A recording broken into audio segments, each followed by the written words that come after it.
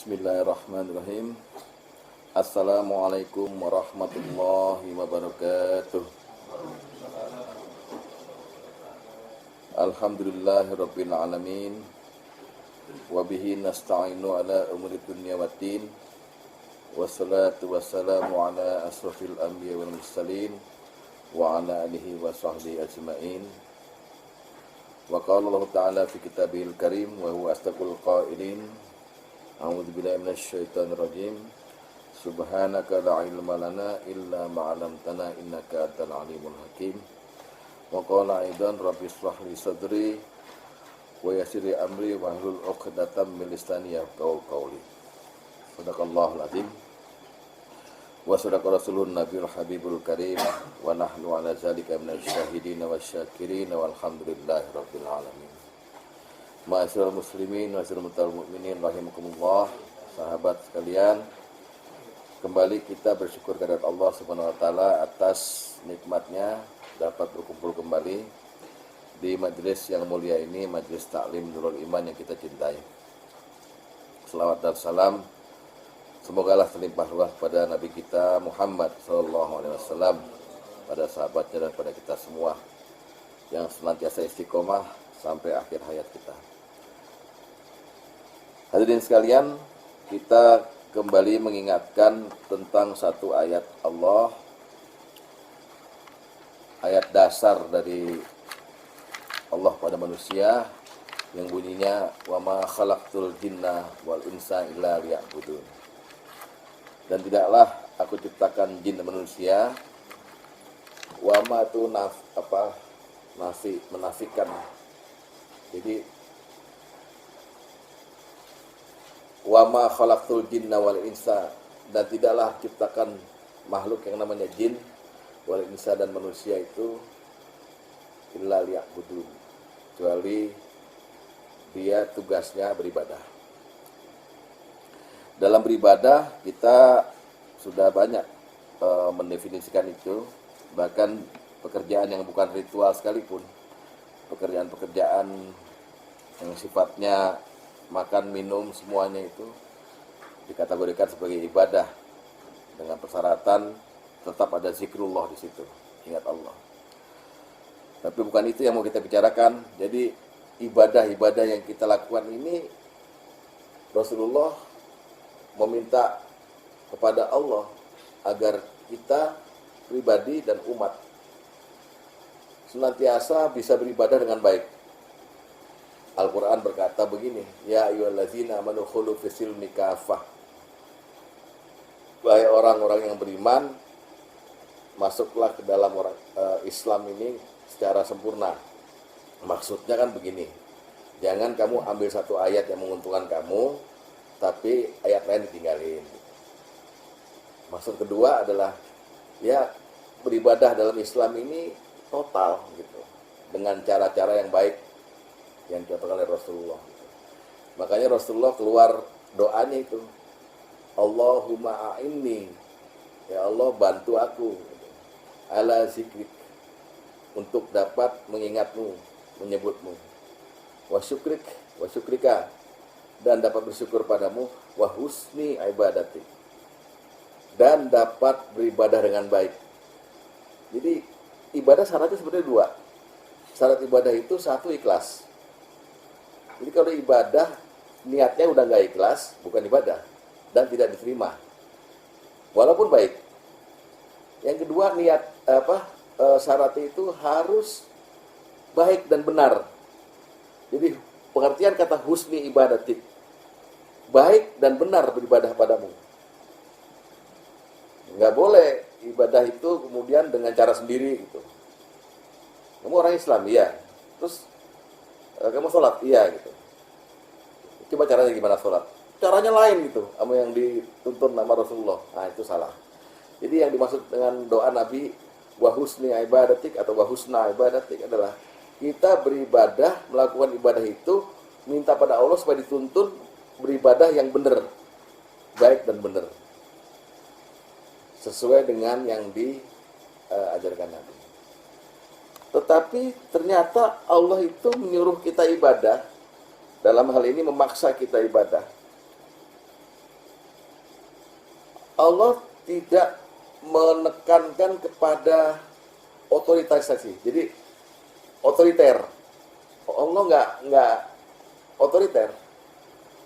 Ada satu ayat yang agung, ayat yang mengajak kita berpikir. Ayat ini begini.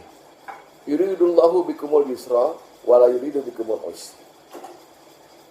Yuridullahu bikumul yusra. Allah menghendaki kemudahan bagimu. Wala yuridu bikumul usra, dan Allah tidak menghendaki kesulitan bagimu. Jadi dalam ibadah itu ada perintah Allah agar kita melakukannya mudah aja, ringan-ringan aja. Jangan dibuat susah gitu. Jangan menyusahkan diri sendiri. Dalam bahasa agama namanya takalluf.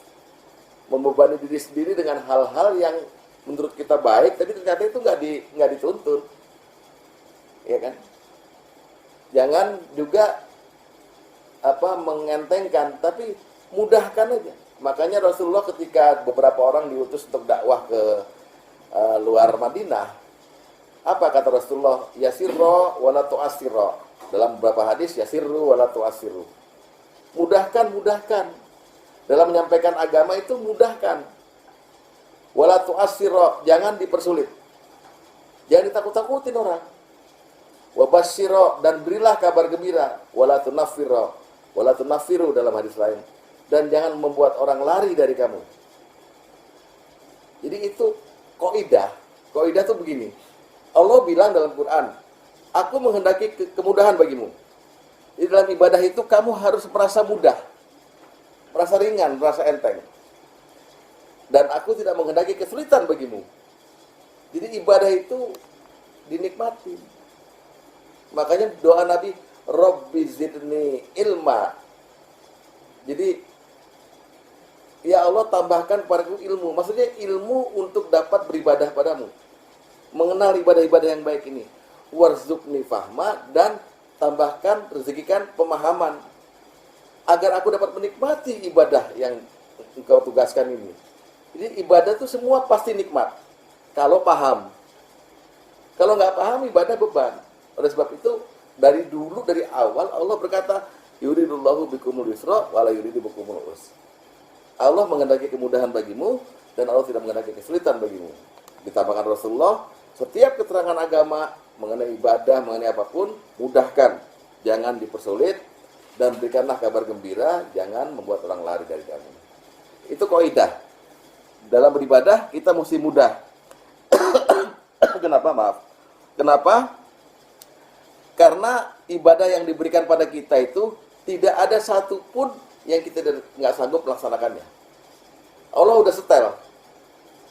Walaupun setiap orang lain-lain ini, ya, cara dia beribadah, maksudnya cara dia khusyuk, cara dia apa. Tapi Allah udah setel dengan satu ayat lagi, la yukallifullahu nafsan illa wus'aha.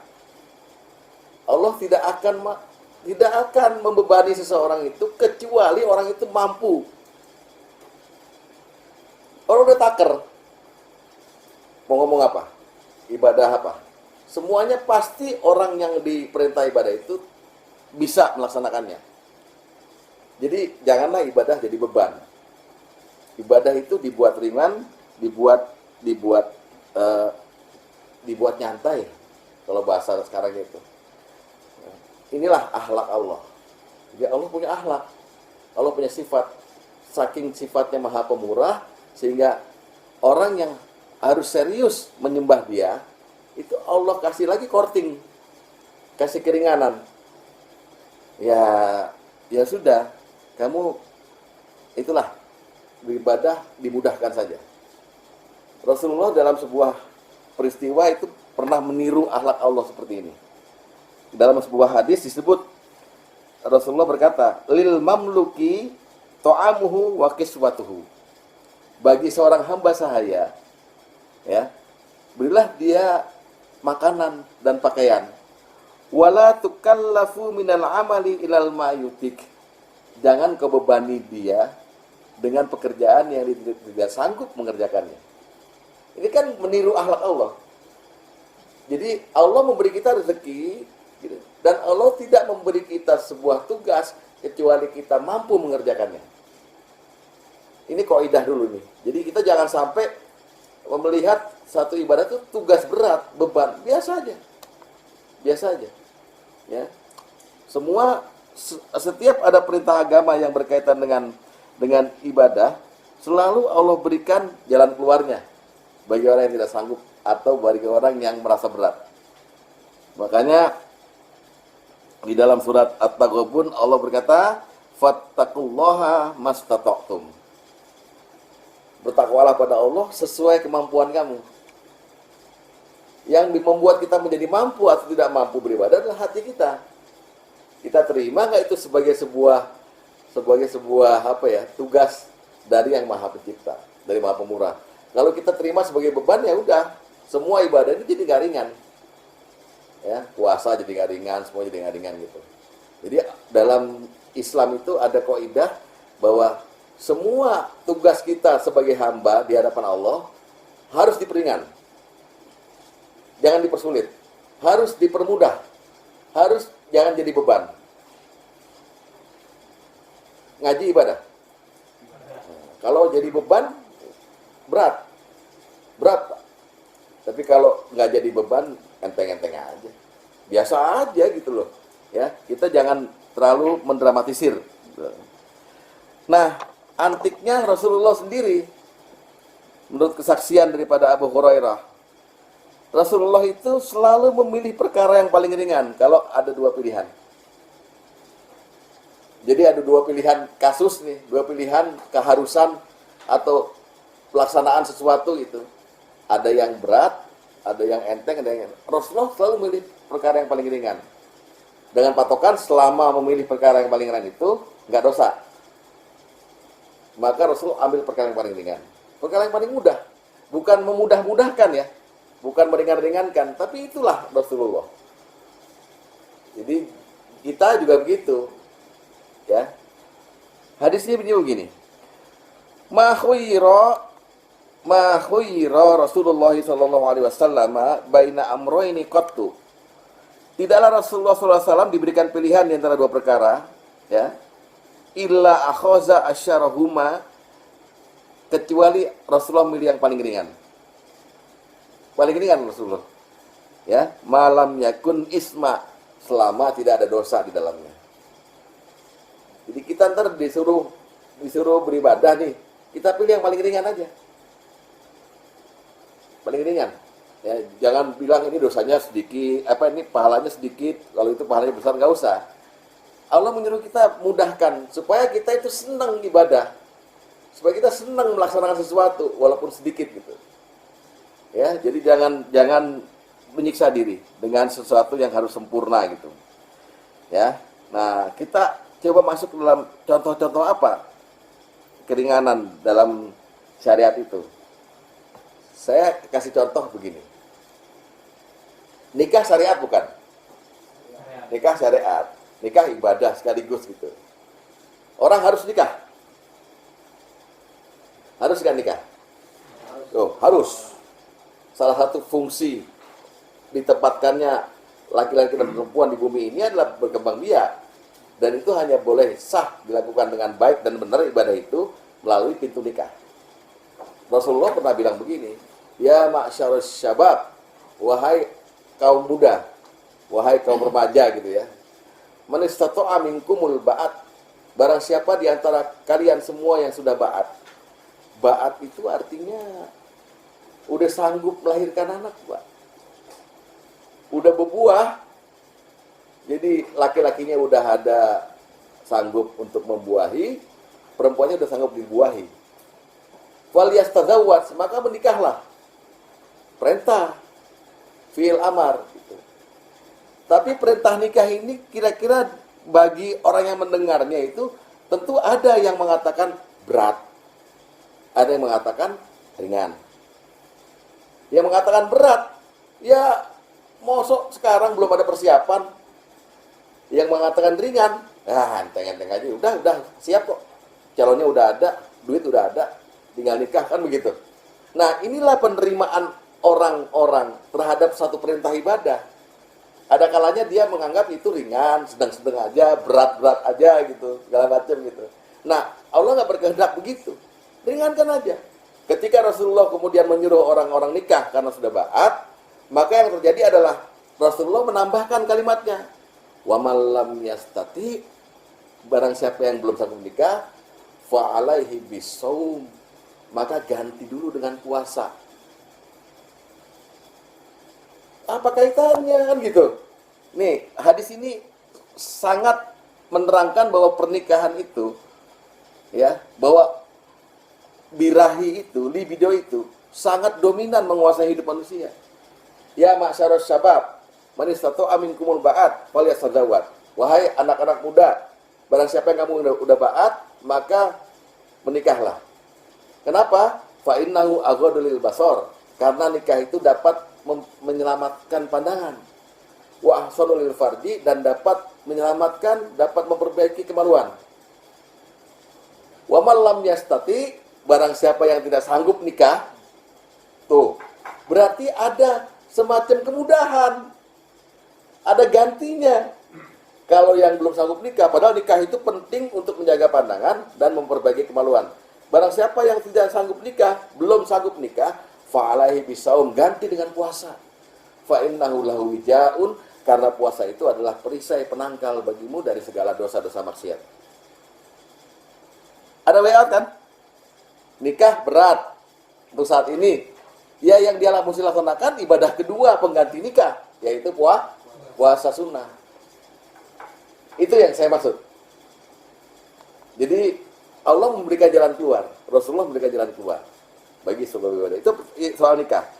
Soal haji misalnya, dalam Al-Quran ayat haji itu sangat keras. Karena bunyinya begini, walillahi 'alan nasi hajjul baiti man istata'a ilaihi sabila. Dan atas manusia wajib mengerjakan haji itu bagi yang mampu ke sana. Wajib. Ditutup ayatnya dengan berkata Allah, wa man kafara fa innallaha ghaniyyun 'anil 'alamin. Tapi barang siapa yang mengingkari kewajiban itu, Allah Maha Kaya atas seluruh alam ini. Jadi kewajiban haji itu wajib, bahkan dia masuk dalam arkanul Islam, kepada bangunan Islam. Kesempurnaan seorang Islam itu kalau menyelesaikan 5 rukun itu. Ini ibadah kan? Berat nggak untuk yang menerima perintah kewajiban haji ini? Sangat berat gitu. Sangat berat, tapi di dalam ayatnya terselip kata-kata manis tatoa. Bagi siapa yang sanggup. Bagi siapa yang dalam bahasa Jawanya punya bondo, punya modal. Modal 3. Sanggup tuh 3, mampu tuh 3. Sanggup ilmunya, sanggup duitnya, sanggup badannya. 3 ini nggak boleh 2 terpenuhi, 1 nggak boleh. Mesti 3-3-nya pas. Sanggup ilmunya, dia tahu manasik haji. Sanggup hartanya, dia punya modal ke sana. Dan sanggup badannya, dia sehat walafiat. 2 punya, dia punya ilmunya, punya hartanya, tapi stroke, nggak wajib. Dia sehat, punya ilmunya, nggak punya modal, nggak wajib. Itulah kemudahan yang Allah berikan. Tapi waman kafaro, jangan ingkarin kewajibannya. Ini enggak, kita udah nggak punya modal, nggak punya ilmunya, badan sehat. Bilang begini, ya kalau saya ngebecak begini gimana bisa naik haji? Nggak mungkin saya. Nggak akan pernah saya naik haji. Itu ingkar. Nggak dimudahkan pikirannya untuk menerima ibadah haji. Tapi dipersulit sama diri sendiri aja. Minder gitu.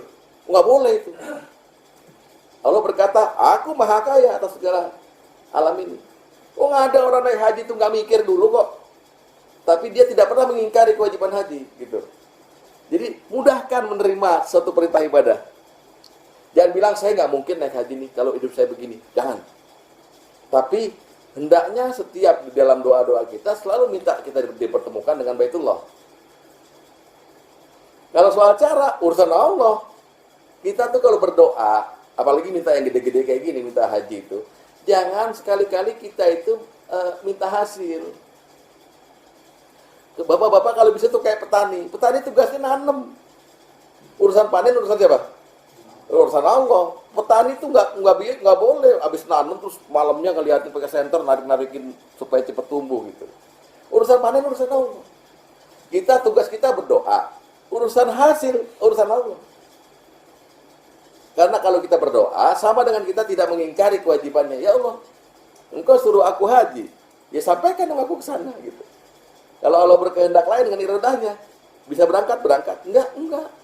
Tapi kita tidak mengingkari. Nah, tapi keringanannya adalah manis tato'a ilahi sabila. Bagi siapa yang sanggup menjalankan haji ke sana, berangkat ke sana. Enggak sanggup, berarti gugur kewajibannya. Sanggup diukur dengan 3 hal tadi gitu. Itu haji. Jadi keringanannya ada kan? Nikah keringanannya puasa. Haji keringanannya ya mengukur dari 3 itu. Ada apa tidaknya harta, sanggup apa enggak sanggupnya badan, dan yang terakhir ilmunya ada apa enggak. 2 bisa dipelajari, ilmu dan kesehatan. Tapi 1 kadang-kadang susah dicari, yaitu harta itu. Jadi tetap menerima perintah ibadah, tetap meyakini, ya ini wajib. Gitu. Itu soal nikah dan soal haji. Kemudian soal dakwah. Dakwah ini ada 2 jenis. 1 amar ma'ruf, 1 nahi mungkar. Amar ma'ruf, dakwah yang paling mudah. Tinggal ngasih tahu orang ini yang baik, ini yang baik, ini yang baik. Jujurlah kamu, jangan bohong, bersyukurlah. Itu amar ma'ruf. Ya kan? Ketika nahi mungkar, semua kemudian yang baik-baik itu nggak disebut lagi. Yang ada menyebut yang jahat-jahat dengan kata-kata la taqrabuz zina, jangan zina. Ya kan? Nahi mungkar ini ada kaidahnya. Man ra'a minkum munkaron. Ya kan? Barang siapa yang melihat kemungkaran, wa yughayyiruhu biyadihi, cegah dengan tangan. Ini perintah bukan? Tapi berat nggak? Hah? Berat. Lihat orang judi di depan terus kita disuruh sama agama. Bubar. Maksudnya begitu. Ternyata kita sendiri tidak melakukan itu, padahal agama menyuruh. Maka kita menjadi orang yang mengingkari sebetulnya. Agama menyuruh kita untuk mencegah kemungkaran, kita nggak pernah lakukan itu. Tapi hadisnya bilang lain lagi. Wa illam yastati fa bilisani. Cegah kemungkaran kalau kamu nggak sanggup, ya ada level keduanya dengan lisan. Oh bisa kali kita bilangin lah dengan baik-baik, jangan main judi dong gitu. Nggak sanggup juga. Wa illam yastati fa biqalbihi. Maka dengan hati aja. Dengan hati itu mengingkari bahwa meyakini bahwa itu dosa dan nggak menyukai dan mendoakan. Itu dengan hati. Wa dzalika ataful imani, sesungguhnya itu selama-lamanya iman. Tapi itu kan degree, level. Keringanan bukan? Keringanan, sehingga kita tidak terkena dosa apabila kita tidak melarang orang yang lagi mungkar, karena kita memilih jalan mendiamkan pakai hati. Paham nggak gini? Nah, itulah yang disebut dengan keringanan-keringanan dari Allah. Kalau kita strict, Allah memerintahkan kita dengan satu haji itu aja segala macam. Udah Pak, nggak lulus Pak, habis kita, nggak lulus, nggak bisa melaksanakan sesuatu karena masing-masing manusia beda cara pandangnya dan cara penerimaannya terhadap suatu perintah ibadah. Ada kalanya, ya samina wa ta'na, itu yang paling tinggi. Ada kalanya, aduh, mau sih begini, kan kita begini. Paham ya? Jadi soal apa tadi? Nikah, haji, dan soal amat dakwah. Terakhir barangkali contohnya soal puasa Ramadan. Ya Allah Pak, puasa ini kan ibadah yang satu-satunya yang kata Allah, untuk aku kata Allah. Aku sendiri akan memberikan pahalanya gitu. Jadi Allah bermesra-mesra dengan kekasihnya yang namanya manusia ini, melewati jalur puasa itu. Kutiba alaikum loh. Telah aku tulis di Lauhul Mahfuz itu bahwa yang namanya saum fi Ramadan, fi syahri Ramadan adalah wajib bagimu. Mutlak itu, mutlak, ya kan? Untuk apa? Supaya kamu deket, takut sama aku. La'alakum tattaqun gitu. Tapi belum koma. Allah bilang apa? Faman kana minkum maridun aw ala safarin fa iddatun min ayamin ukhra. Barang siapa di antara kamu yang dalam keadaan sakit atau dalam keadaan bepergian, safar gitu, ganti dengan hari lain, tetap disuruh puasa. Min ayamin ukhor.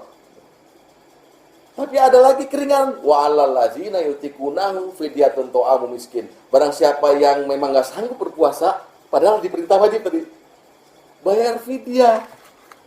Ringan nggak? Ringan. Di situ letaknya nanti kita bicara keringanan dalam pelaksanaan sholat fardu. Ternyata dasar-dasar perintah ibadah ini Allah selalu sertakan dengan way out atau jalan keluar. Nggak ada Allah tuh absolut harus begini. Nggak.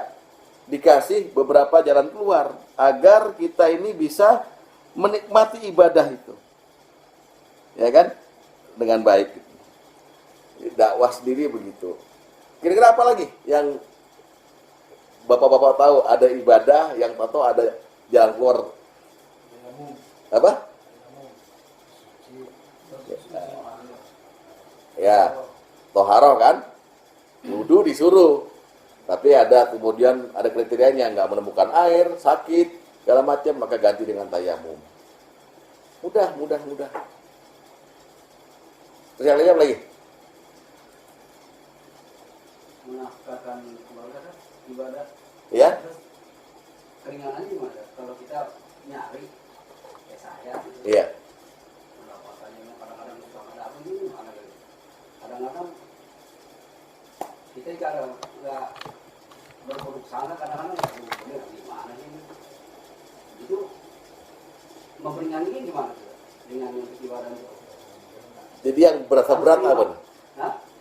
Yang berasa berat untuk Pak Iskandar apa? Ya untuk pendapatan untuk keluarga kan gitu.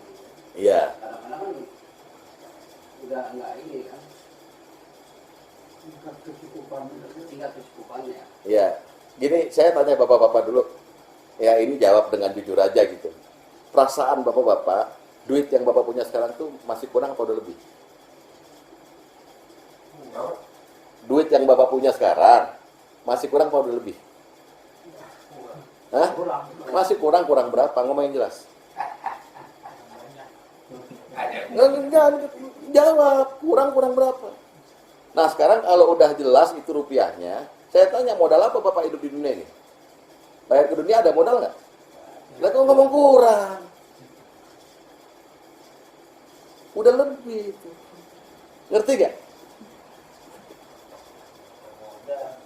Nggak ada modal kok. Tahu-tahu punya mobil, tahu-tahu punya rumah gimana sih? Jadi nggak boleh kita bilang akhir-akhir ini duit bapak berkurang apa berlebih? Oh berkurang, nggak boleh. Lebih. Kenapa? Karena kita hidup di dunia ini nggak ada modal. Mending kalau punya modal itu dari. Nah, oleh sebab itu, sebetulnya Bapak sedang menjalankan diuber-uber sama kewajiban untuk memenuhi cicilan segala macam gitu. Rasulullah cuma berkata begini, pergilah kamu seperti burung pergi itu loh. Iya. Berangkat sore pulang udah gitu. Jangan mikir hasil. Karena apa yang kau dapat hari itu yang terbaik dari Allah. Nanti ada keajaiban lain, Pak. Apa Bapak mikir punya rumah? Waktu itu kan belum mikir. Tapi kalau kita sekarang nilai rumah kita, ini pakai gaji berapa bulan gue bisa bangun begini gitu. Kalau nggak lebihannya itu dari Allah. Jadi percayalah sama Allah. Dengan tawakal, Pak. Iya, kalau kadang-kadang kita percaya bahwa cuma kan kadang-kadang yang di rumahnya ini kan udah kotor. Iya. Matematiknya sebenarnya matematik manusia. Iya. Oleh sebab itu saya bilang tadi, kalau Anda bilang kurang berapa, tolong bilangin sama saya. Apa? Kenapa, Pak? Di sini gaplokin apa ini? Iya. Runyem kan kalau masalah dunia, runyem. Tapi kita mikir dong sama sekali. Kita bisa hadir di sini ketawa-ketawa, Pak, gitu. Kenapa nggak kita yang di sana yang sekarang lagi nangis-nangis di rumah sakit? Kok bukan kita yang di sana, kok? Di mana rasa syukur kita? Kok bilang kurang? Kok bukan kita yang di sana sekarang yang udah dokter bilang Bapak mesti operasi, mesti dipecahin batu ginjalnya? Kita masih senang-senang di sini. Ada martabak, ada Holland Bakery. Mereka boro-boro dikasih apa juga nggak nafsu gitu. Jadi berpikirnya begitu. Makin indah hidup ini. Tapi berpikirnya kurang piro. Ngomong masih cetok. Ngomong yang jelas. Totok cabai sama tahu. Jadi tawakal Pak Jadi Iskandar. ringan. Konaan lagi. Lo iya dong. Lo kona'ah itu perlu. Jadi kalau kita tadi bilang apa ada dakwah, ada puasa, ada haji, salah satunya mencari kehidupan mulai dulu Pak. Oh iya dong. Diringan-ringanin aja yang tanya-tanya hidup ini Pak. Nanti ini bukan kata Al-Qur'an walal akhiratu khairul laka minal ula. Ini tuh hidup main-main di sini. Bapak dikejar utang, dikejar apa tuh main-main semua. Dan mikirin yang nggak punya. yang bener kan di sana nanti Pak. Dan di sana hidup abadi gitu. Gimana gitu persiapannya? Yang di sini diublek-ublek, dipikir-pikir gitu. Stres, tenang aja. Pak jangan pikir saya banyak duit Pak. Tapi saya nggak pernah bilang kurang. Ngeri kita. Kan saya tanya sama istri saya, perasaan kamu apa sekarang duitmu misalnya di bank ada apa di dompetmu kurang apa lebih? Ya kurang banyak, kurang piro. Kurang berapa?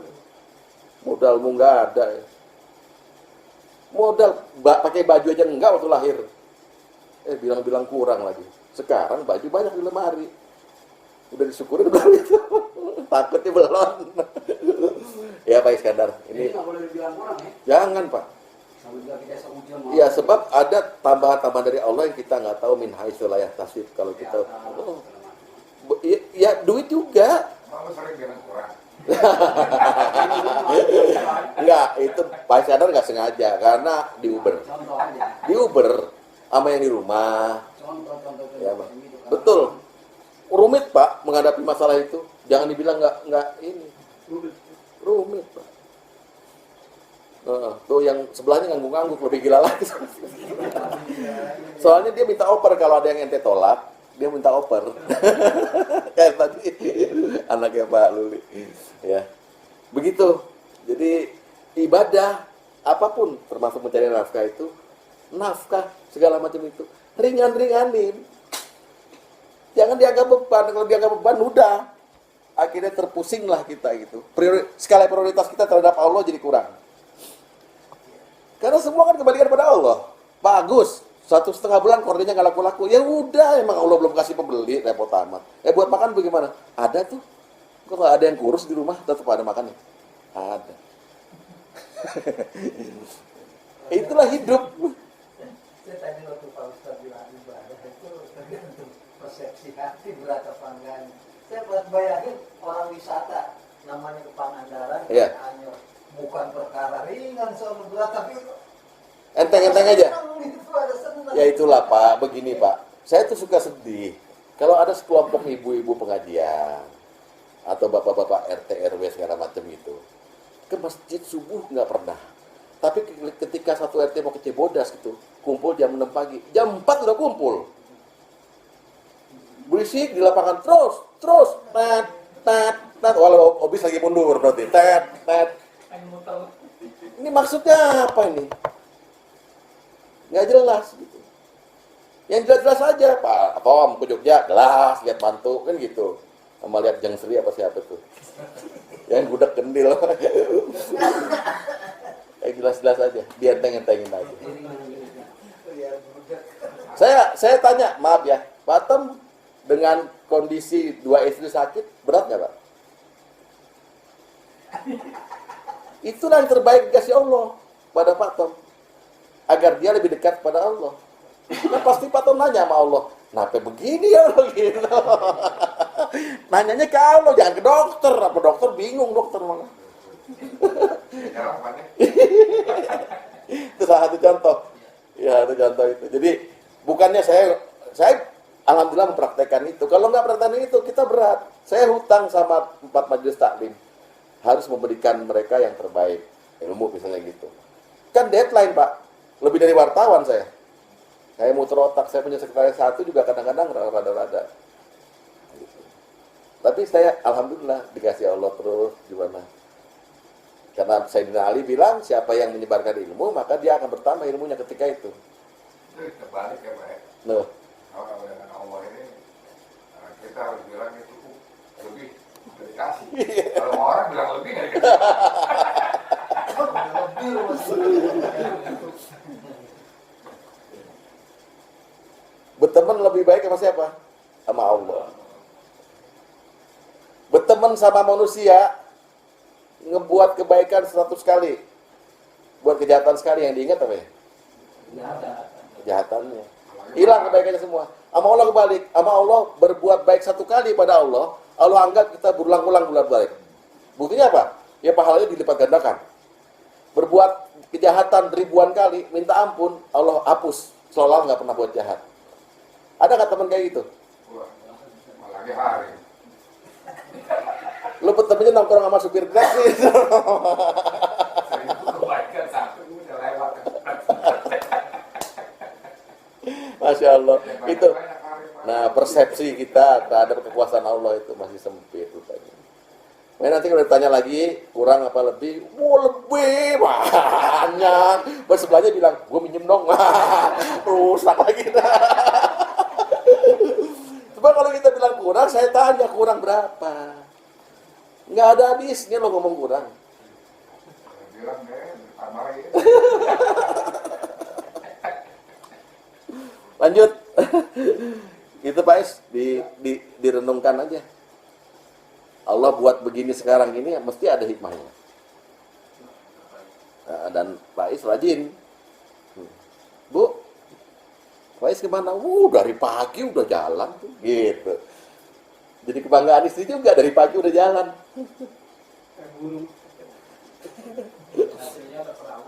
Ya hasil hak Allah. Bagaimana kita ngatur hasil volume gitu? Gue tiap hari sih GoPay dapat gitu. Belum tentu loh. Nekat lo ngomong begitu. Ntar GoPay terus, toto duit berevaluasi, inflasi segala macam. GoPay nggak ada artinya lagi. Tetap GoPay terus gitu. Jangan. Ya cukup, alhamdulillah dapat gitu. Pusing kan? Pusing ngomong. Inilah ilmu hati. Kolbi. Jangan sebut nominal juga, jangan gitu. Memang kuncinya Pak, dari Ustaz bilang juga, kuncinya adalah pemahaman. Iya, Salah. pas pemahaman. Kita kan kadang-kadang nggak paham Allah. Nggak paham Allah jadi begitu. Dari permasalahan dunia pun juga, kalau kita memahami situasi, kita bisa menerimanya. Bisa, Ya kan? bisa. Apalagi ini, Ah. banyak rahasianya. Iya. Makanya menerima dalam bahasa itu tuh maklum. Maklum tuh mengumumkan diri bahwa diri paham. Maklum, kita maklum aja. Gitu. Ketawa ini mahal loh. Dan ketawa dilarang terlalu terbahak-bahak gitu. Tapi terjadi nggak sekarang di rumah duka gitu? Kan enggak gitu. Jadi ini kita dapat rezeki banyak, udah gorengan, udah ketawa segala macam. Udah dede bawa aku, aduh, Masya Allah. Ini kita ini full perhatian dari Allah sebetulnya gitu. Kalau kita mau berpihak pada Allah. Nah, susahnya kan begitu, manusia muter di dunia aja gitu. Nah, apa faktor-faktor yang bisa memperingan pelaksanaan syariat? Dalam sebuah hadis, ada faktor-faktor yang syariat itu jadi ringan. Jadi kalau kita melaksanakan syariat, memilih yang paling ringan, nggak dosa gitu ya. Bunyi hadisnya begini. Innallaha tajawazali an ummati. Sesungguhnya Allah itu memaafkan demi aku, kata Rasulullah. Jadi karena ada aku Muhammad ini, maka Allah memaafkan umatku atas 3 hal. Jadi nggak kena dosa ini kalau umatku melakukan 3 hal ini. Ya. Pertama, al-khoto'a. Jadi umatku berbuat salah karena kebodohan gitu. Karena belum paham.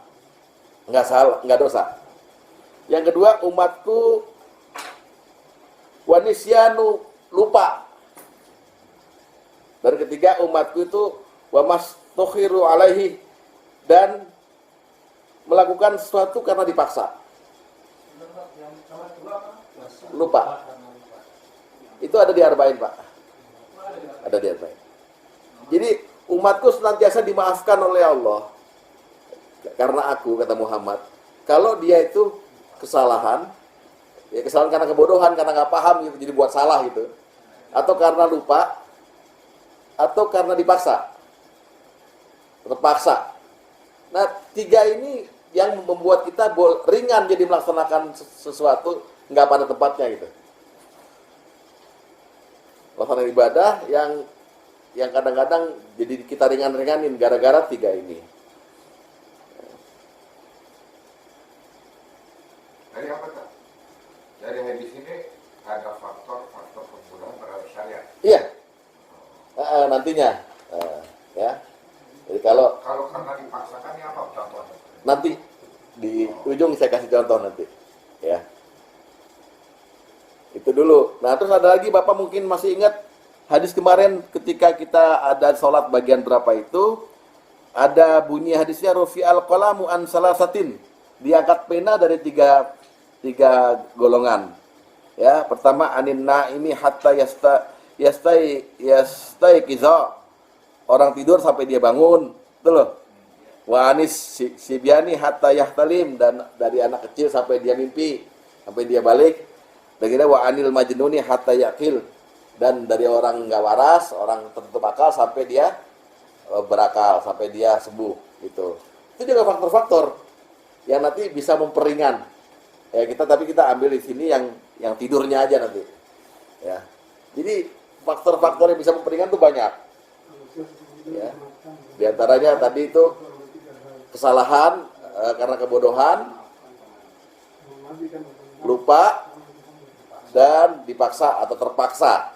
Di atau ter ya, dipaksa atau terpaksa. Kemudian juga bisa aja dia tidur nggak sadar gitu ya. Kemudian dia masih kecil sehingga ringan kan?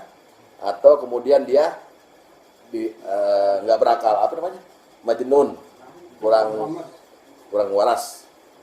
Ini faktor-faktor. Itu aplikasinya ke sholat ya kita ya. Nanti ke sholat, iya. Aplikasinya gitu. Nah, dari keterangan soal ringan nggak ringan ini, maka lahirlah syariat dari 6 sholat. Fardu loh. Saya nggak ngomongin sholat sunnah nih ya. Mau dengarkan dulu ya, jangan. 6 sholat fardu ini bisa jatuh pelaksanaannya sangat ringan atau ringan super ringan apabila memang terjadi faktor-faktor tadi. Yaitu yang pertama yang namanya sholat qada. Ya, sholat qada ini sebetulnya nama aslinya bukan sholat qada. Ini yang namanya adalah as-sholatu li ghairi waqtihi. Sholat di luar waktunya. 1. Kedua, sholat sakit. Sholat marid, sholat orang sakit. Ketiga, sholat khauf, sholat perang. Keempat, sholat safar atau sholat qasar. Kelima, sholat jama atau sholat yang digabung. Keenam, sholat di atas kendaraan. 6 sholat ini adalah sholat fardu yang ringan pelaksanaannya karena tidak memenuhi rukun-rukunnya. Saya ulang ya. Sholat pertama, sholat as-sholatu li ghairi waqtihi, sholat di luar waktunya. Yang kata-kata orang sholat kodok, Pak. Nah, kata-kata beberapa ulama namanya sholat kodok gitu. Atau kedua, sholat orang sakit. Sholat yang di luar waktunya itu adalah melanggar kaidah rukun sholat mesti pas waktu atau di range waktu. Di luar waktu kok. Tapi ringan kan? Dibolehkan. Karena tadi adanya permakluman dari Allah bahwa yuridullahu bikumul yusra. Ya, laksanakan tetap sholat walaupun di luar waktu gitu. Ya kan? Nah, ini nanti saya terangkan dengan panjang lebar. Yang kedua, sholat orang sakit. Sholat dasar utamanya berdiri. Iya kan? Tapi kemudian ada keringanan, boleh duduk, boleh berbaring, gitu. Artinya sholat fardunya itu akhirnya menjadi sholat fardu yang tidak normal, gara-gara sakit. Faktornya itu. Ya, kalau tadi yang saya bilang ada faktor lupa, yang di sholat tadi itu yang sholat apa? Sholat di luar waktu, itu faktornya lupa sama tidur.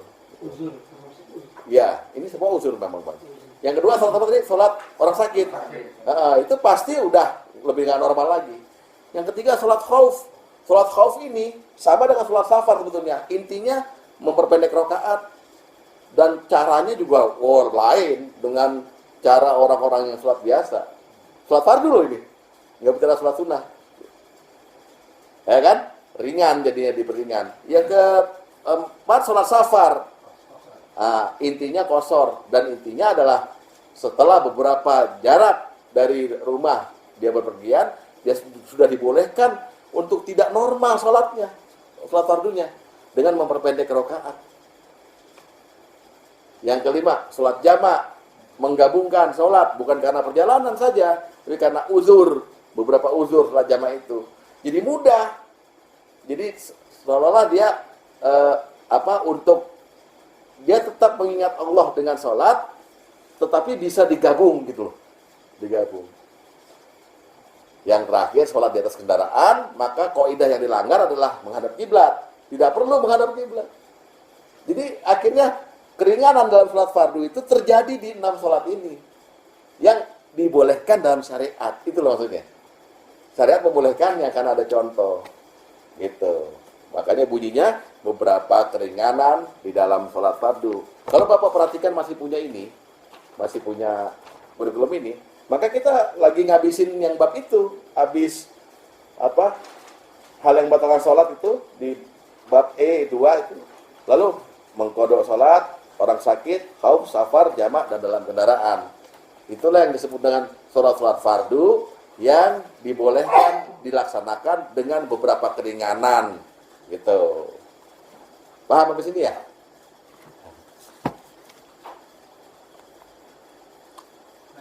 Ya, silakan. Kemarin kan saya ke bandara. Bandara Singapura saya naik pesawat. Ya. Ternyata kan di jalan kan macet. Tentu kan nggak sholat maghrib. Harusnya bagaimana? Apakah kita nanti menjamak dengan isya? Ya. Atau kita sholat tipis? Ya. Itu berarti kan ada 2 bab yang ditanya. Satu soal jamak, atau satu lagi soal sholat di atas kendaraan kan gitu. Ya, kita atu-atu ya jawaban itu. Dari kan saya mau ngomongin dari sholat di luar waktu dulu. Ya. Memang ada kaitan semua gitu. Hah? Oh enggak, dia sabar. Sabar. Dan pertanyaannya tepat sebetulnya dengan bab yang sekarang lagi mau dibicarakan gitu. Nah, ini penting kalau 6 sholat ini bisa kita bicarakan dengan baik gitu. Maka kita berasa nanti bahwa betapa murahnya Allah memberikan keringanan pada kita. Orang kita disuruh sholat fardu dengan sempurna. Rasulullah bilang, siapa yang rukunya nggak sempurna, siapa yang berdirinya nggak sempurna, siapa ini Allah nggak melihat sholat kita gitu. Kecuali di sholat 6 ini, Allah nggak peraturan itu jadi seolah-olah diringankan gitu. Ya, digabung ngomongin 6. Ini jadi kenapa 6 sholat ini digabung dalam satu bab ini? Karena memang ini bukan bicara sholat sunat, masih sholat fardu. Masih sholat fardu. Ya, kita mulai dari yang pertama. Sholat di luar waktu. Atau dalam kurung sholat kodok, kan gitu ya. Sholat di luar waktu. Maksudnya, sholat bukan waktunya lagi. Dasar utamanya sholat adalah untuk waktu-waktu, kan sudah kita omongin waktu-waktu sholat kan ya. Di surat An-Nisa itu, bahwa Allah berfirman, Faqimus sholata inna sholata kanat alal mu'minina kitaban mauquta. Ya. Jadi karena sholat, sungguhnya sholat itu bagi orang mukmin sudah ditentukan waktu-waktunya. Bapak udah lihat sendiri, zuhur dan segala macam gitu. Sehingga sangatlah pantas apabila agama ini mensyariatkan sholat tepat waktunya, di awal waktu. Kecuali isya ya. Waktu utamanya adalah di tengah malam kan ya. Tapi semua sholat fardu di awal waktu kalau bisa. Di awal waktunya itu ya setelah iqomah tentunya di awal waktu. Ya. Itu dasarnya dulu bahwa sangat diutamakan waktunya mesti di awal kalau bisa. Sesuai dengan hadis nomor pertama itu. Tatom tolong di hadis nomor pertama ya kita lihat ya.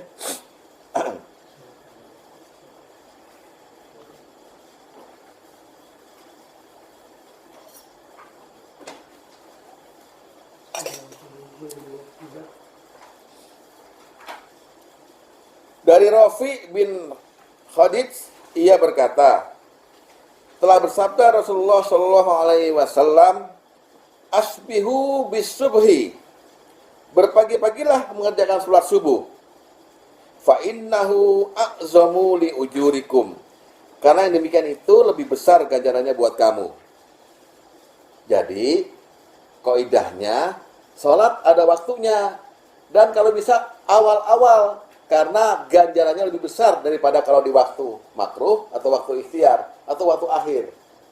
Paham ya di sini ya? Gitu kan mestinya? Nah, gitu. Mestinya begitu gitu. Ya. Cuman ada kemudian keringanan. Keringanan pertama adalah kalau sebab lupa atau tertidur. Buka hadis nomor 9. Kita lihat sekarang. Dari Anas bin Malik, dia berkata, Nabiullah SAW bersabda, man nasya salatan au nama anha, barang siapa lupa salat atau tertidur darinya, fakaffaratuha ayyusalliyaha iza zakaroha, maka kafaratnya adalah mengerjakannya ketika teringat. Ayo dilihat dulu sayanya. Barang siapa yang lupa sholat atau tertidur, lalu bangun atau ingat sesudah waktu sholatnya itu hilang. Zuhur lupa, dilupakan oleh Allah kok. Atau tertidur, bangun waktu asar, 4:30. Menurut agama, keringanan ini fardu nih. Keringanannya adalah siapa yang benar-benar lupa atau tidur darinya, maka begitu dia bangun atau begitu dia ingat kalau lupa, kerjakan. Itu namanya as-sholatu fi ghairi waqtihi. Fatihah. Ada kasus ini. Heeh.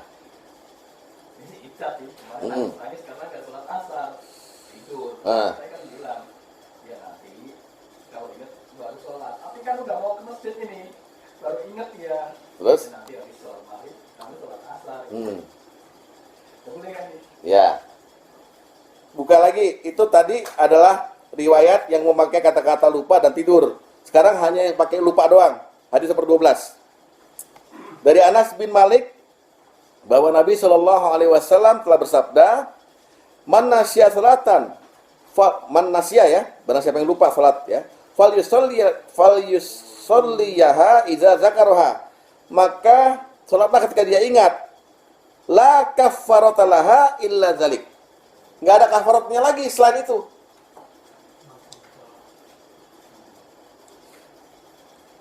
Bayangkan tuh ya, enggak ada kafarat lagi selain itu.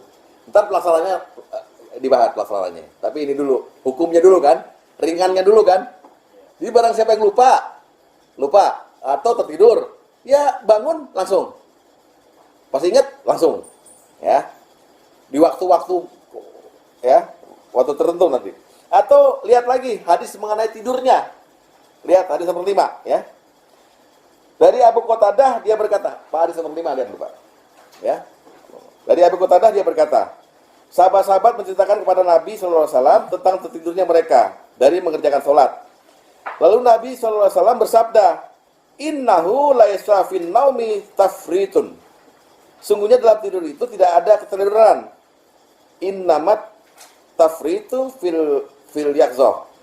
Ya.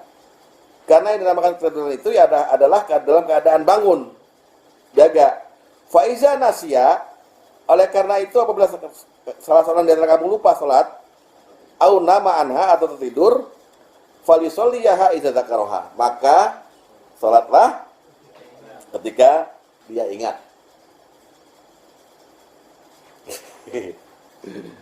Antik nih, ringan nggak? Ringan, boleh ya. Asal jangan sampai nggak sholat, gitu kan?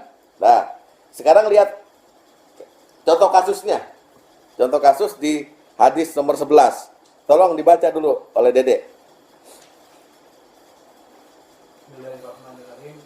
Dari Abu Hurairah dia berkata, kami pernah bermalam bersama Nabi Shallallahu Alaihi Wasallam dalam satu perjalanan dan kami tidak terbangun hingga terbit matahari. Berarti udah siang ya? Jam 6 setengah 7 lah kira-kira ya.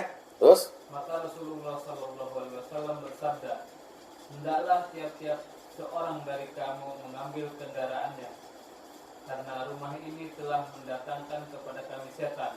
Kemudian beliau meminta air lalu berwudu. Kemudian beliau sholat 2 rakaat, kemudian melantunkan qomat. Lalu beliau sholat subuh. Ya. Sholat dulu 2 rakaat, terus apa lagi? Terus sholat fajar. Nggak mau ketinggalan sholat fajar kan Rasulullah. Tapi udah siang. Nah, sekarang ini ulama membahas nih bab mazhab ini. Apa ini maksud dengan sholat luar waktunya ini untuk membayar kapan? Kalau kita bilang hari bulan lalu Oktober saya nggak sholat zuhur, apa bayar juga? Loh kenapa? Hah? Lupanya lama banget.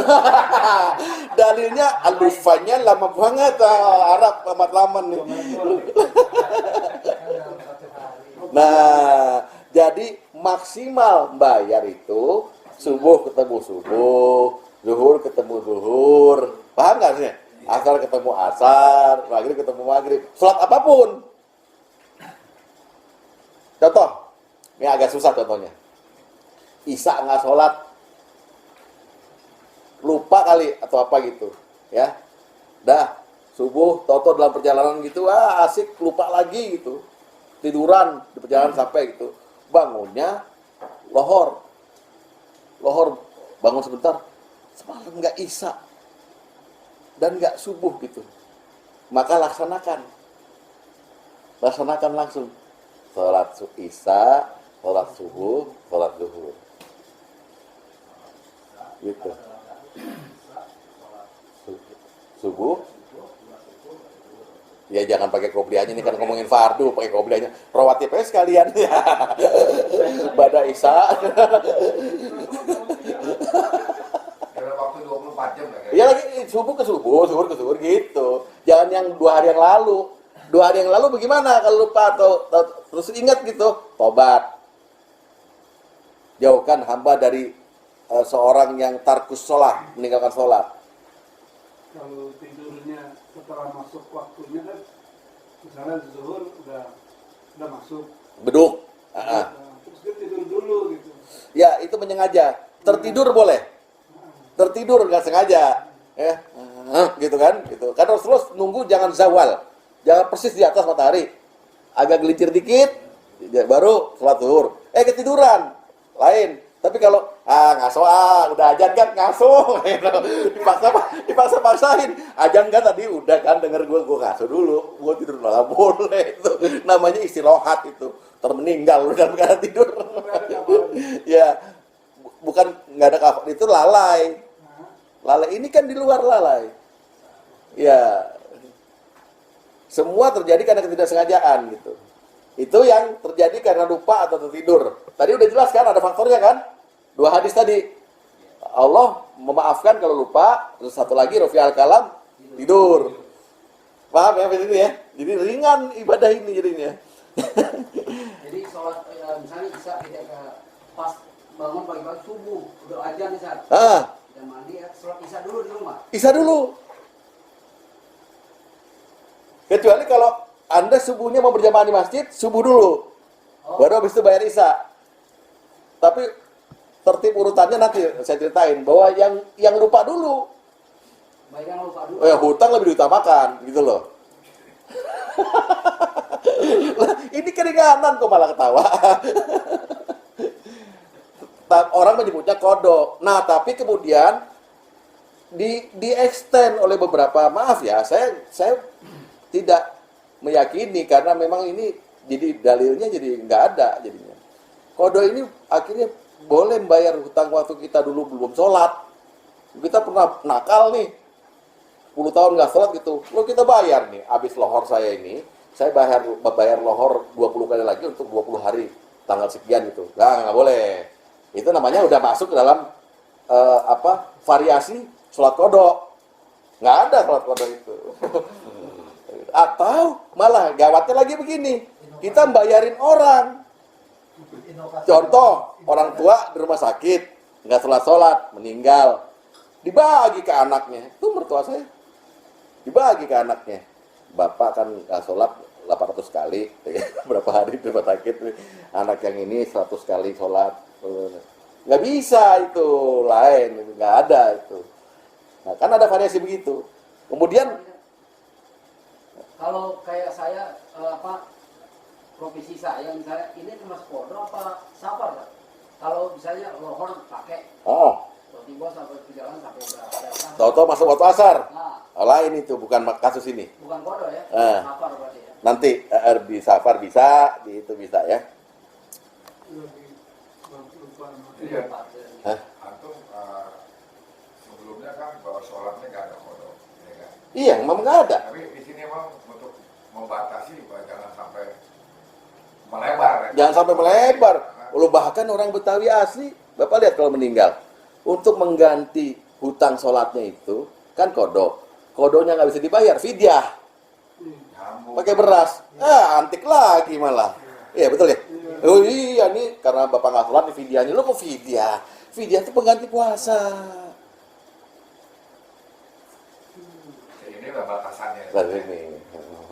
Sholat itu Kenapa? kan ada juga sholat yang dilarang misalnya seperti sholat asar misalnya Ah. menjelang matahari terbenam. Oh udah di luar itu karena ini bicara keringanan.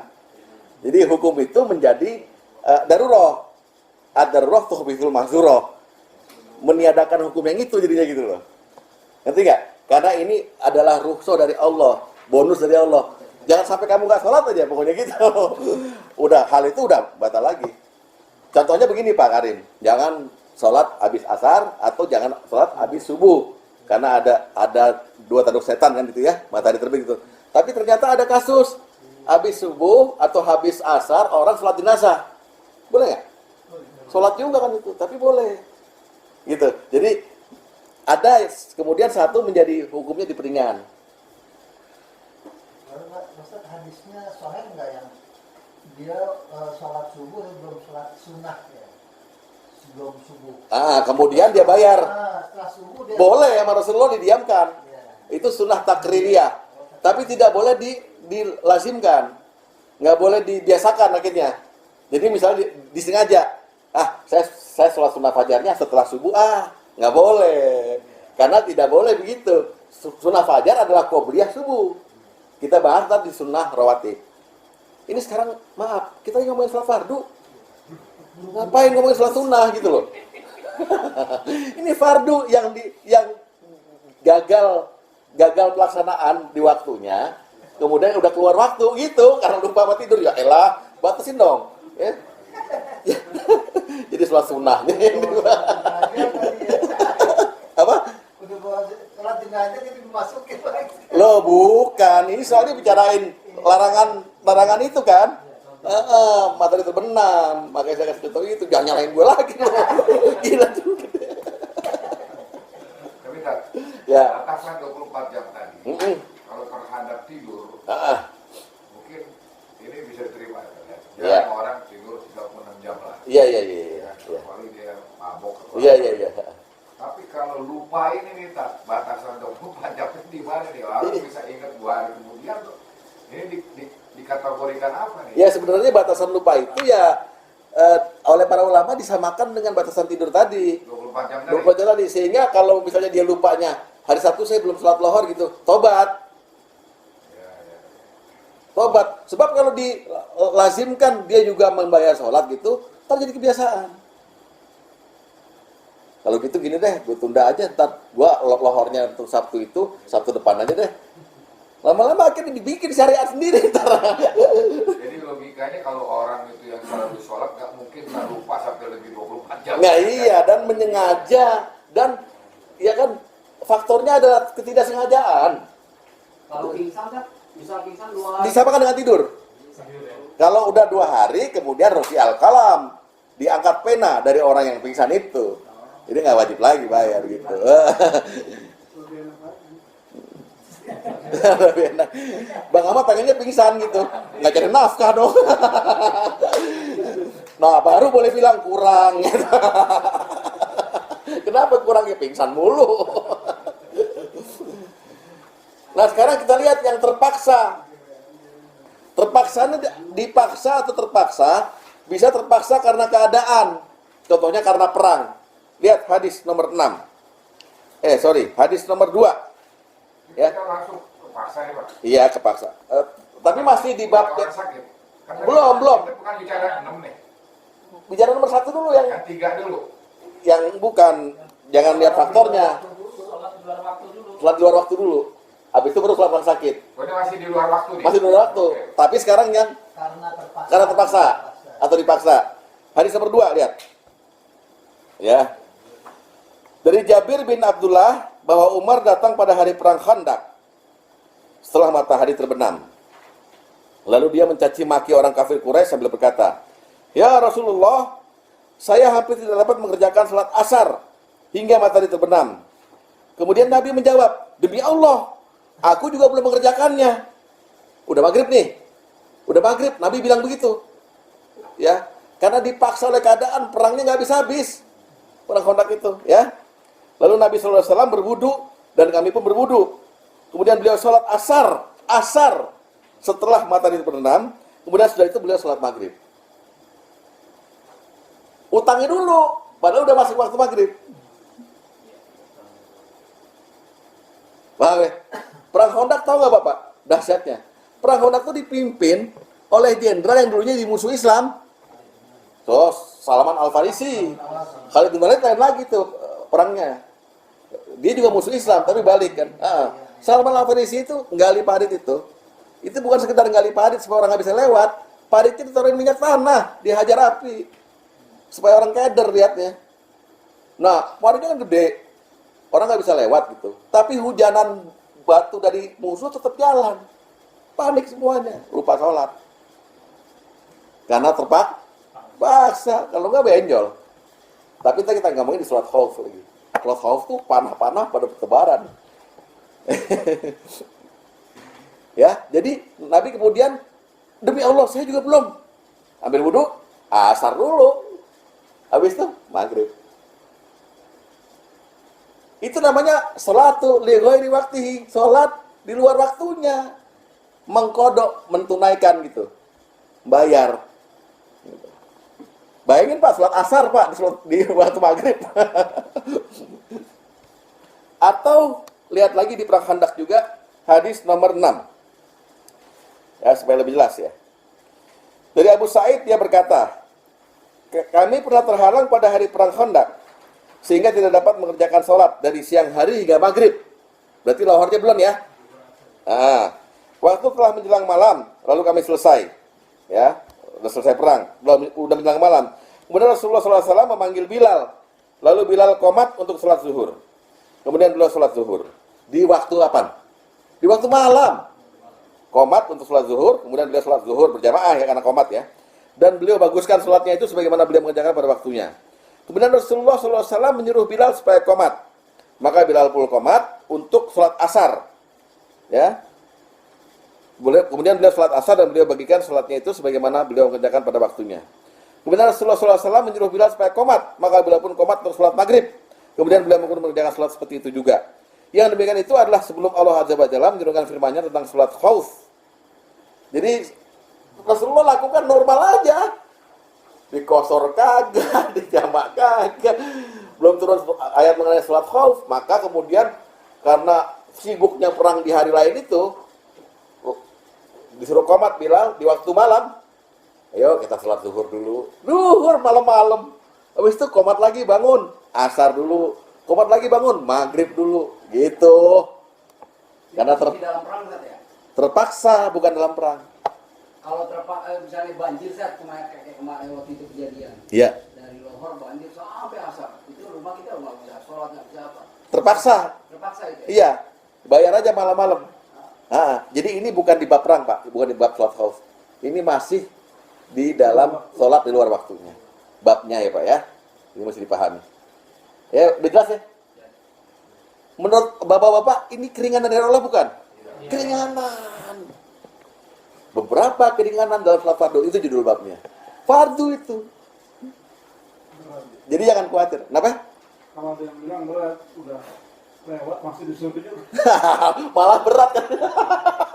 Udah lewat waktu masih disuruh juga. Padahal itu keringanan. Iya itu, makanya saya tadi tanyakan, Bang, kurang berapa? Gitu. Salah paham mau Allah dia. Nah, sekarang masuk dalam sholat orang sakit. Sholat dalam keadaan sakit. Ya. Jadi, faktor utamanya sholat itu sebenarnya adalah berdiri. Ya kan? Sholat fardu kan diutamakan berdiri. Nah, cuman lihat hadis nomor 3. Pak Luli tolong dibaca. Hadis nomor 3, lihat. Dari Imran ibnu Husain radhiyallahu anhu bahwa Nabi SAW bersabda, "Salatlah dengan berdiri, jika tidak mampu maka dengan duduk, jika tidak mampu maka dengan berbaring, dan jika tidak mampu juga maka dengan isyarat." Nah, ketidakmampuan itu adalah faktornya fisik. Makanya saya masukkan dalam bab sholat orang sakit. Lihat baik-baik di urutnya. Sholatlah dengan berdiri, itu perintah utama. Jika tidak mampu, maka sholatlah dengan duduk. Jika tidak mampu, maka sholatlah dengan berbaring. Dan jika tidak mampu, dalam keadaan berbaring itu tidak bisa menggerakkan lagi, maka dengan isyarat. Isyarat itu ada isyarat dengan anggota tubuh, ada isyarat dengan mata. Ya, ntar itu dibahas. Nah, itulah keringanan. Dulu nggak pantas, sebab begini, sebab sholat yang paling besar ganjarannya yang berdiri. Duduk setengahnya berdiri, pahalanya. Berbaring setengahnya duduk, di seperempatnya berdiri. Pak Agus, baca hadis nomor 8. Hadis nomor 8 buka.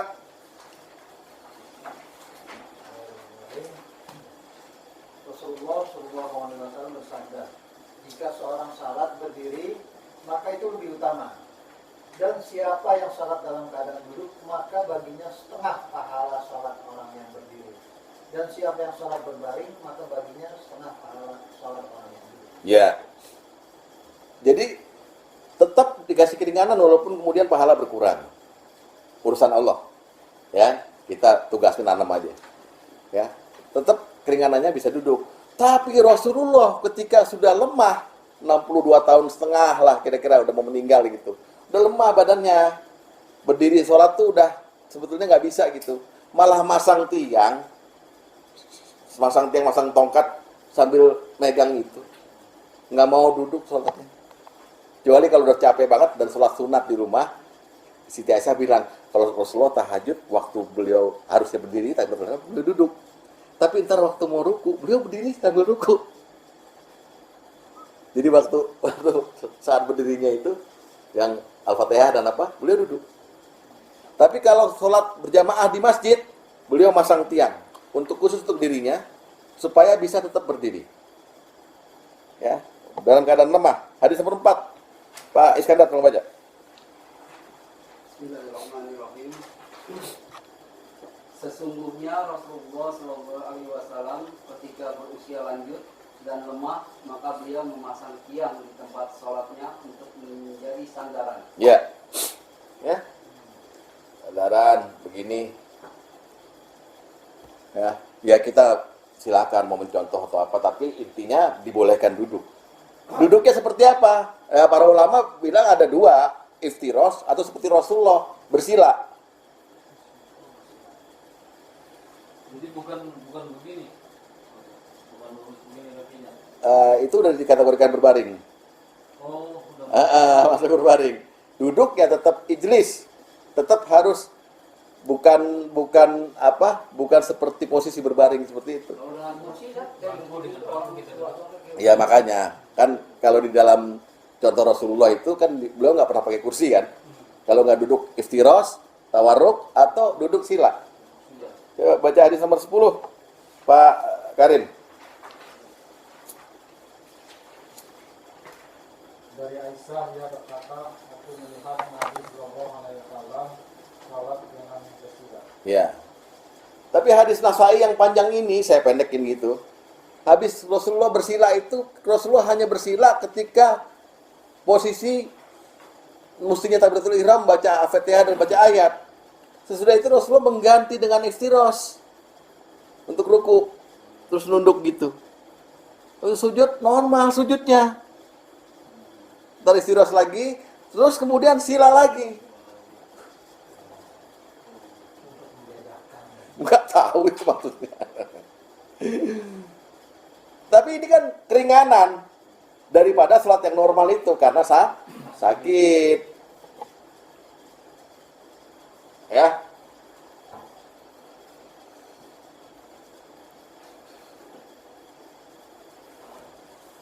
Bahkan ada Rasulullah pernah nengok orang sakit, sahabatnya tuh pakai bantal. Sholatnya di atas bantal gitu loh. Ya, sambil duduk gitu. Rasulullah ambil bantalnya dibuang. Lalu sahabat tuh mengganti dengan kayu. Kayak kalau sekarang kayak triplek lah, kayak lembaran triplek itu. Sama Rasulullah dibuang lagi, dilempar. Kalau bisa kamu nyentuh tanah. Tuh hadis nomor 7. Dari Jabir, dia berkata, sesungguhnya Rasulullah SAW menjenguk orang sakit. Lalu beliau melihat orang tersebut sholat di atas bantal. Lalu beliau mengambil bantal itu dan melemparnya. Kemudian orang itu mengambil kayu untuk dijadikan alas sholatnya, tapi Nabi mengambilnya kembali dan melemparnya.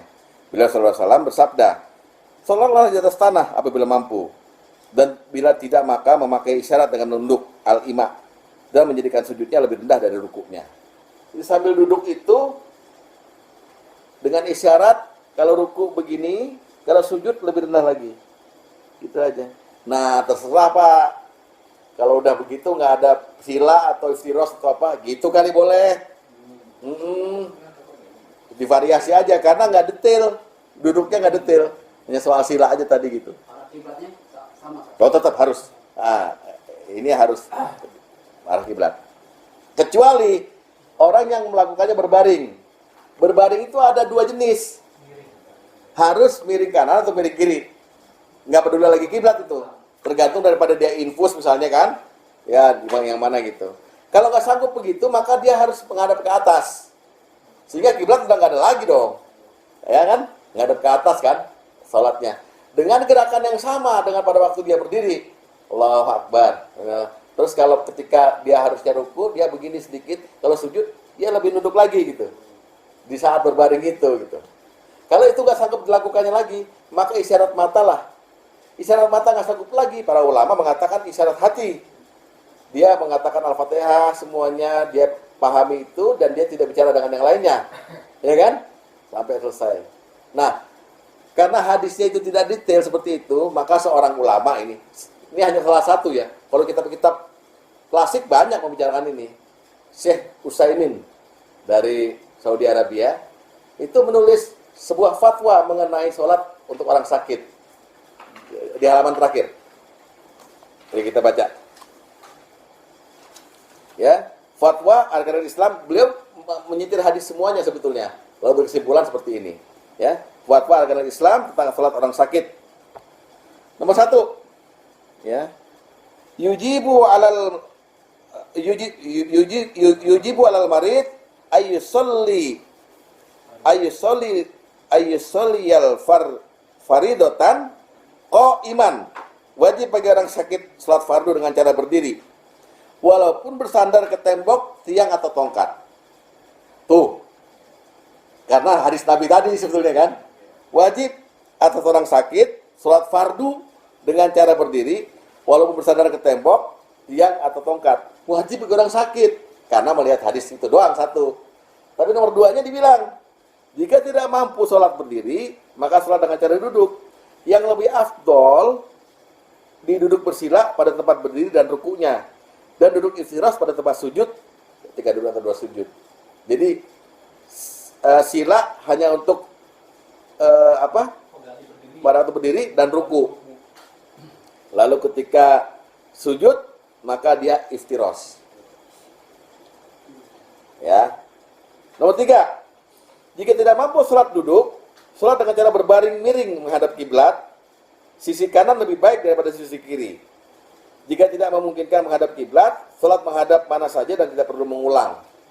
Artinya kalau dia yakin ternyata dia nggak menghadap kiblat, terus nggak perlu diulang sholatnya gara-gara nggak sah, batal nggak, pokoknya menghadap mana aja. Ya, jadi makin ringan ya, makin ringan. Nomor 4, jika tidak mampu sholat dengan berbaring miring, maka sholat dengan cara terlentang, kaki menghadap kiblat, dan yang lebih afdol dia mengangkat kepalanya sedikit mengarah ke kiblat. Jika tidak mampu, maka bisa menghadap kemana saja dan tidak perlu mengulang. Wah, enak Islam ini. Ya. Kalau Bang Amal bilang berat. Nomor 5, wajib bagi orang sakit melakukan ruku dan sujud. Jika tidak mampu, maka berisyarat dengan kepalanya. Berisyarat dengan menundukkan kepala lebih rendah ketika sujud dibanding ruku. Jika tidak mampu sujud, maka ia ruku ketika sujud dan berisyarat saja untuk ruku dan sebaliknya. Isyarat aja dah. Agak gerakan dikit kepala. Nomor 6, jika tidak mampu berisyarat dengan kepalanya ketika ruku dan sujud, maka berisyarat dengan pandangannya, yaitu matanya. Dia kedipkan matanya sedikit ketika ruku dan berkedip lebih banyak ketika sujud. Coba bayangin tuh Pak, ruku 2 kali gitu kali ya, subhanallah. Waktu sujud berapa kali gitu. Saking nggak bisa bergeraknya lagi, tapi mesti sholat tetap ya. Adapun berisyarat dengan telunjuk yang dilakukan sebagian orang yang sakit, maka saya tidak mengetahui hal itu berasal dari kitab, sunnah dan perkataan para ulama mana. Jadi Utsaimin nggak tahu nih ada dalil mengenai isyarat pakai nunjuk gitu. Nggak ada gitu. Ya, tapi dilakukan oleh orang-orang tertentu. Nomor 7, jika dengan anggukan dan isyarat mata juga tidak mampu lagi, maka hendaklah ia sholat dengan hatinya. Jadi ia takbir, baca surat, ruku, sujud, berdiri dan duduk dengan hatinya. Dan tiap orang mendapatkan sesuai apa yang dia niatkan dalam hatinya. Jadi udah, pokoknya itu kita anggap dia nggak sholat, tapi sholat ternyata gitu. Karena dia sendiri niat udah, pokoknya saya lagi sholat nih. Hormati ala waktu, menghormati waktu sholat dengan cara sholat dengan hati. Karena udah nggak bisa bergerak apa-apa gitu. Tapi masih wajib sholat.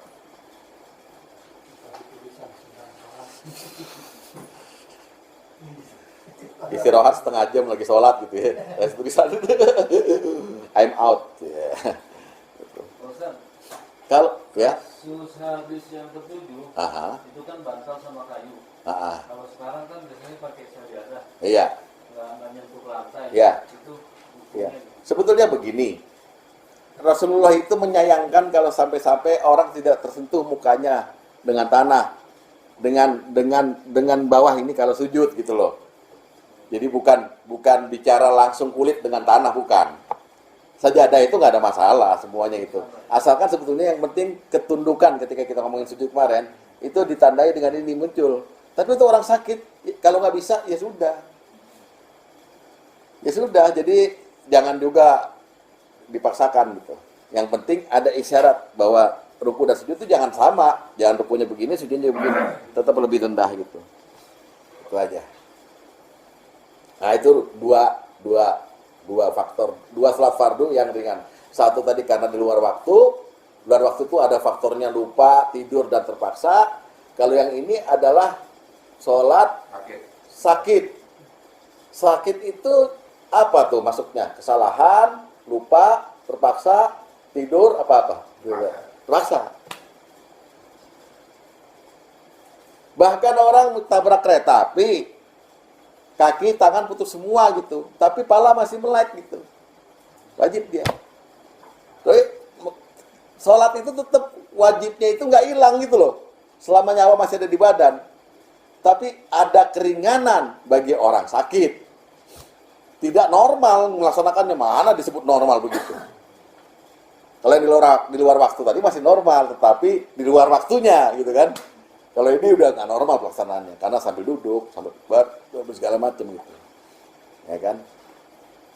Ya kita pahami kalau tadi bicara kursi, maka kan kita juga pernah lihat ada orang di masjid-masjid besar pakai kursi roda gitu.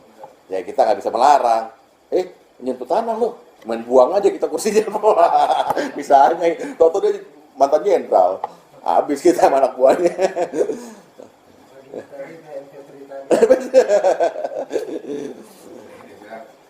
Dulu nggak ada kursi roda. Coba pakai kayu atau tongkat. Ya, saya kira itu dulu ya, jangan terlalu banyak ya. Nanti minggu depan kita gabungin karena faktornya bersamaan itu. Sholat khauf, sholat safar, jamak, dan dalam kendaraan. Ini sebetulnya ayat yang dipakai dalilnya juga sama, tapi pelaksanaannya berbeda-beda gitu. Ya, mudah-mudahan ada manfaatnya. Kalau ada yang salah mohon dimaafkan. Usikum wa nasibillahi. Wassalamualaikum warahmatullahi wabarakatuh.